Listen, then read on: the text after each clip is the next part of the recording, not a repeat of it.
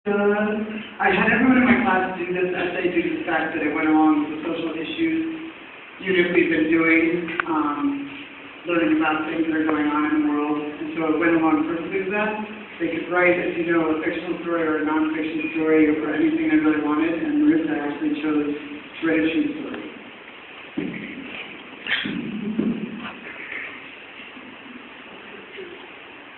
Compassion is something that is not wanted, but needed by all human beings. It is one of the most unique feelings that differs from all other feelings and emotions. Compassion requires no pity, it does not judge a person for his or her past. It has no attitude or preconceptions. One of the most interesting things about compassion is it does not require a sense of belonging, but it can include all these things. Although I am young, there is one particular time that I have experienced true pure compassion. This act happened to come from my own brother. On March 4th, 2008, my younger brother and my father died in a car crash. When I found out, it was like someone had stolen my breath and wanted to give it back. I felt like nothing could ever be okay because I would no longer have my dad on my side. Before I could even focus on the news, my eyes automatically went to my little brother. His brown eyes were big, and I could see the confusion and hurt oozing out of him. Adrian stood still and remained silent. My brother's diamonds were full on my heart, and all I wanted to do was try to make him feel better. I just wanted to make it okay for the both of us, but all I could do was cry and watch my brother do the same. All I did for months was speak and listen to the sound of my brother's voice. I had hoped that the pain would vanish from me and my siblings during those months, but it took a constant reminder. During that time, I wanted to stay strong for myself and my brother, but that was the most difficult thing to do. Pity wasn't what I was seeking. I needed something else, so I wasn't sure I got something new. While I searched for what I was looking for, I had forgotten that I wasn't the only one who had lost their father.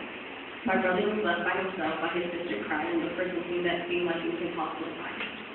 I had been caught up in my own searching, and I hadn't realized that I had abandoned the person who would give me what I needed. One day, several months after my father had died, my brother came into my room while I was crying.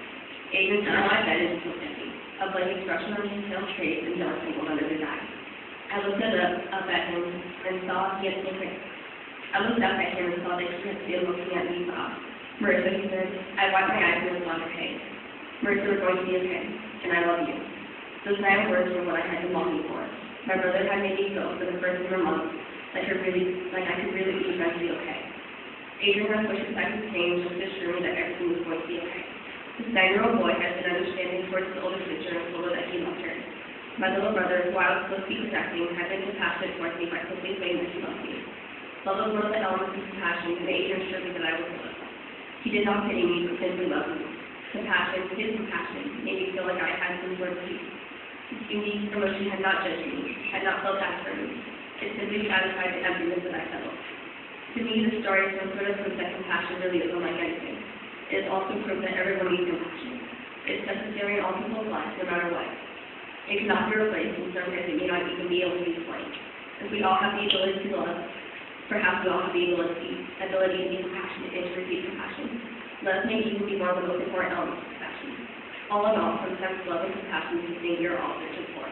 If we all take the time to be compassionate, maybe we will all find a way to fill the void that we feel.